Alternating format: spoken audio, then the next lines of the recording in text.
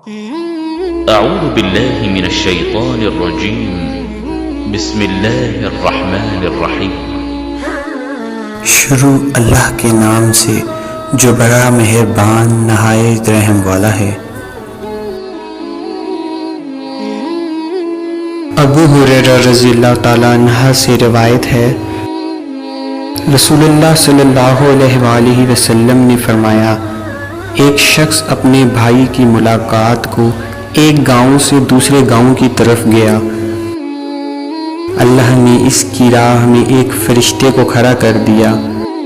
جب وہ وہاں پہنچا تو اس فرشتے نے پوچھا، کہاں جاتا ہے؟ وہ بولا، اس گاؤں میں میرا بھائی ہے، میں اس کو دیکھنے کو جاتا ہوں۔ فرشتے نے کہا، اس کا تیرے اوپر کوئی احسان ہے جس کو سنبھالنے کے لیے تو اس کے پاس جاتا ہے؟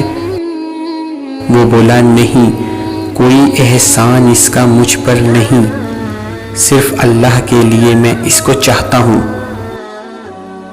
فرشتہ بولا، تو میں اللہ کا ایلچی ہوں اور اللہ تجھ کو چاہتا ہے جیسے تو اس کی راہ میں اپنے بھائی کو چاہتا ہے۔